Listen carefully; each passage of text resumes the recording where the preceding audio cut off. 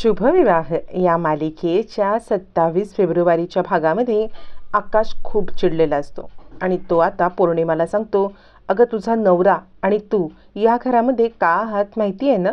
भूमीमुळे तुम्ही दोघंजण या घरामध्ये आहात. आणि तू तू तर इतकी कृतज्ञ आहेस ना की तुझ्या नवऱ्याच्या पण पुढे गेलीस. कृतज्ञ मागण्यामध्ये तुझा नवरा 2 नंबर तर तू 1 नंबर आहेस. म्हणजे तुम्ही दोघांनी मिळून भूमीला किती त्रास दिलायत मला माहिती आहे ना. आणि पौर्णिमा तू तू तर लग्नाच्या आधीपासून लग्न झाल्यापासून भूमीच्या बाबतीत खूप चुका नाही गुन्हे केलेस तू, असं म्हणत आकाश सांगतो. आणि माझं मन भूमी इतकं मोठं नाही आहे की इतके गुन्हे करूनसुद्धा मी तुला माफ करीन. त्यामुळे एक लक्षात ठेव, आता तुला शिक्षा मिळायलाच पाहिजे. काही झालं तरी मी तुला शिक्षा देणारच. आता तू आणि तुझा नवरा या घरातून निघून जायचं. या घरामध्ये तुम्हाला थारा नाही. दोघांनी इथून चालतं व्हायचं. कारण तुम्हाला आता शिक्षा देण्याची वेळ आली. तुम्हाला माफी देऊन खूप झालं. म्हणून तुझा आगाऊगिरी इतकी वाढली. भूमीच्या बाबतीत इतक्या चुका केल्यास आणि इतकी कृतज्ञ झालीस की आता तुला या घरात थारा नाही. आत्ताच्या आत्ता दोघांनी बॅगा भरायच्या आणि निघायचं. आकाशचा निर्णय बघून आता मात्र सगळ्यांनाच खूप मोठा धक्का बसतो.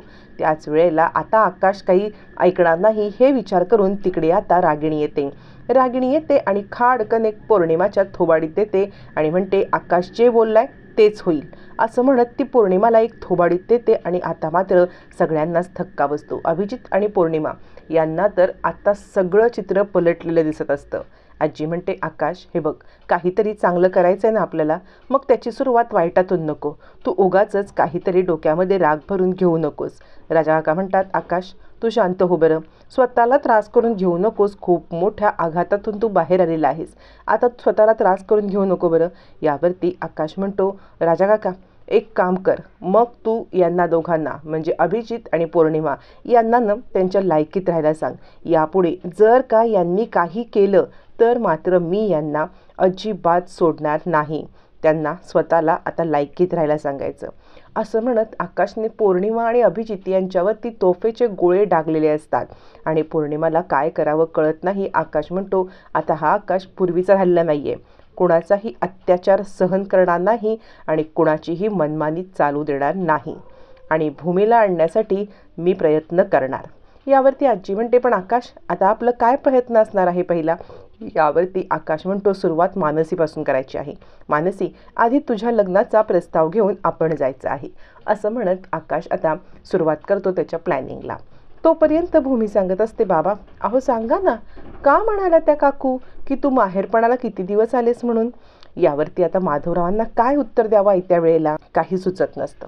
माधवराव म्हणतात, अगं त्या काकूंच्या बोलण्याचा तू शब्दशः अर्थ घेऊ नकोस बरं.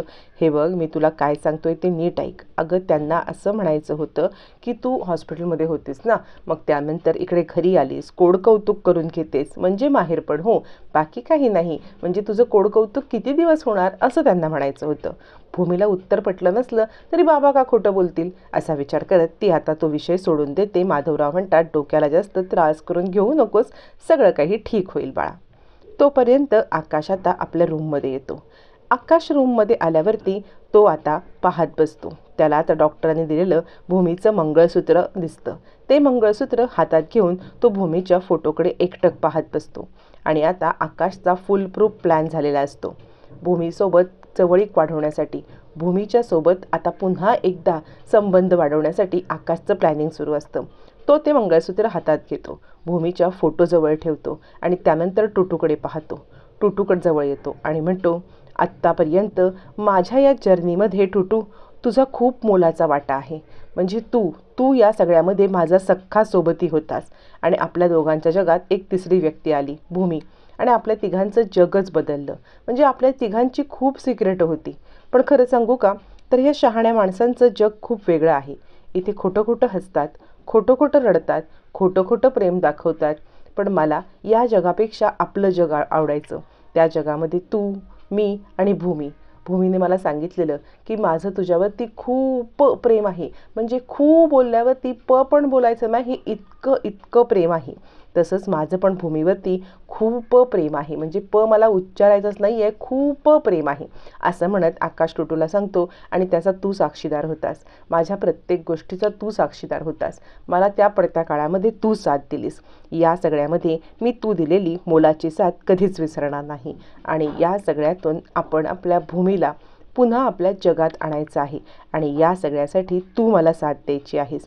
पुन्हा आपल्या तिघांचं एक जग बनणार आहे, म्हणजे दोघांची कंपनी आणि तिघांची पार्टी, अशी आपण पार्टी करायची आहे आपल्या तिघांची. आणि या आपल्या पार्टीत आपली भूमी, अरे देवा पण मी सारखं भूमी भूमी बोलतोय, तुला कळालं असेल का, अरे म्हणजे सायकल राणी, माझ्या सायकल राणीला या जगात मी परत आणणार आहे. असं म्हणत आकाश आता टुटूसोबत गप्पा मारत असतो आणि तो स्वप्न पाहतो की माझी सायकल राणी माझ्या जगात परत आली. इकडे तोपर्यंत अभिजितची खूप चिडचिड चालू असते. अभिजितला इतका मोठा झटका कधीच बसलेला नसतो, म्हणजे आकाशने इतका मोठा झटका अभिजितला दिल्यामुळे मात्र आता अभिजितला खूपच धक्का बसतो. 7 वर्ष आकाशवरती आपण राज्य करायचो, त्याला पट्ट्याने फटकवायचो, त्याला नजरेच्या धाकात ठेवायचो, पण आज तोच आकाश आपल्यावरती उलटलाय. सिच्युएशन एक्झॅक्ट पलटी झाले, टेबल टर्न झालेले आहेत आणि आपण आकाशच्या जागी येऊन थांबलोय. ना हातात पैसा, ना पॉवर, ना सत्ता, आणि याचं गुलाम म्हणून राहायचं. तो कोणाशी तरी फोनवरती बोलत असताना आता मात्र त्याला पौर्णिमाचा फोन येतो. पौर्णिमाचा फोन आल्यावरती ती पण चिडलेली असते. पौर्णिमा म्हणते, काय चाललंय हे सगळं, आईंनी माझ्या विरोधात जाऊन त्या आकाशची साक्ष दिली. यावरती अभिजित म्हणतो, हे बघ, आईने जे काही केलं असेल ना ते विचार करून केलं असेल, आपल्याकडे दुसरा पर्याय नाही आहे, आई जे बोलेल तेच करायला पाहिजे. असं म्हणत तो पौर्णिमाचा फोन ठेवतो. तितक्यात तिथे रागिणी येते. रागिणी सांगते, अभिजित हे बघ, आपल्या 2 जरीच्या साड्या आणि काही शगुनाच्या वस्तू मागवायला लागतील. आकाश म्हणल्याप्रमाणे त्या दोघींची लग्न लावून द्यायची आहेत ना आपल्याला, मग त्यांना शगुन म्हणून या गोष्टी देण्यासाठी लागतील, तर त्या गोष्टी मागवून घे आणि कदमांकडे बिल दे, त्याचं पेमेंट काढून घे. असं म्हटल्यावर ती अभिजित म्हणतो, आई सिरियसली, म्हणजे तू पण त्या आकाशच्या वेडेपणामध्ये त्याची साथ देतेस. रागिणी म्हणते, माझ्याकडे दुसरा पर्याय आहे का अभिजित, दुसऱ्या कोणत्या मार्गाने आपण काही करू शकतो का, त्याच्या विरोधात आपण जाऊ शकतो का, वाटतं का तुला. त्यामुळे आता आपल्याला आकाशचे दाखवायचे दात आकाशला वेगळे आणि आपले खायचे दात वेगळे असले पाहिजेत. दाखवायच्या दातांनी आपण त्याला किती मदत करतोय, भूमीला मिळवण्यासाठी आपण त्याच्यासाठी धडपडतोय, तो जे सांगेल ते करतोय, हे माझे दाखवायचे दात. आणि माझे जे खायचे दात आहेत ना ते त्याच्या मानेवरती मी घट्ट रोवून धरणार आहे. दाखवायच्या दातांनी गोडगोडपणा आणत मी खायचे दात त्याच्या मानेवरती घट्ट रोवत मला जे हवे तेच करून घेणार. त्याचा प्रयत्न असा असणार आहे भूमीच्या जवळ जाण्याचा. मी माझ्या दाखवायच्या दातांनी हेच करणार, त्याला सांगणार की तुला भूमीच्या जवळ नेते, पण त्याच्या मानेवरती रोवलेल्या घट्ट दातांनी त्याला अडकवून ठेवत भूमीच्या मनात त्याच्याबद्दलचा तिरस्कार जागृत करणार. कळतंय तुला, एक सांगायचं करायचं एक, आणि या सगळ्यामध्ये सिच्युएशन इतकी वर्स्ट करून ठेवायची की त्याला कोणत्याही प्रकारचा मार्ग नाही सापडला पाहिजे. त्याला विरोधात जाऊन मला चालणार नाही, कारण मला त्याच्यासमोर गोडगोड राहण्याचं नाटक करायला पाहिजे. ऑलरेडी तू आणि पौर्णिमा त्याच्या बॅड बुकमध्ये आलायत, मला त्याच्या गुड बुकमध्ये राहायला पाहिजे. असं म्हणत आता मात्र रागिणी फुल प्रूफ प्लॅन करत असते, पण तिला माहीत नसतं ज्याप्रमाणे आधीचे सगळे प्लॅन नियतीने उधळून लावलेले असतात, हा सुद्धा रागिणीचा प्लॅन मात्र नियती उधळूनच लावणार असते.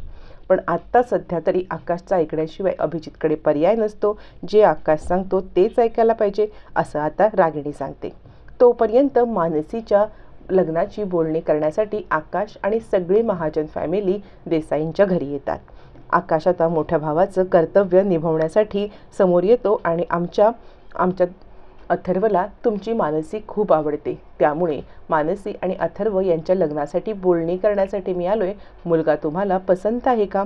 नीलांबरी म्हणते, इतका श्रीमंत मुलगा स्वतःहून चालून आलाय, आम्हाला पसंत नसायला काय झालंय, आम्हाला तुमचा मुलगा पसंत आहे, हे लग्न मला तरी मान्य आहे. आकाश म्हणतो, अथर्व बघ, तुझा मार्ग मोकळा झाला की नाही, तुला आता लग्नासाठी ग्रीन सिग्नल मिळालाय, तू आणि मनू आता लग्न करू शकता. यावरती आता मात्र लग्नाची सगळी बोलणी ठरते. लग्न ठरतं त्याच वेळेला भूमी म्हणते, थांबा, पण मला हे लग्न मान्य नाही आहे. यावरती आकाश म्हणतो, काय झालं.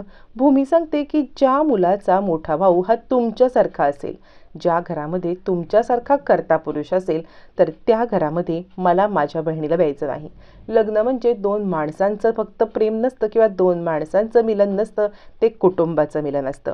आणि त्या कुटुंबातली व्यक्ती जर तुमच्यासारखी असेल तर मला या घरामध्ये संबंध जोडायचे नाही. असं म्हणत मात्र आता भूमी आकाशला या लग्नासाठी नकार देते. आता भूमीचा हा नकार ऐकून आकाशला धक्का बसतो. अशी काही सिच्युएशन येईल असं आकाशने विचार पण केला नसतो. आता ही सिच्युएशन आकाश कशी हँडल करणार, मानसी आणि अथर्वचं कसं लग्न लावणार, हे मात्र पाहणं फारच रंजक ठरणार आहे.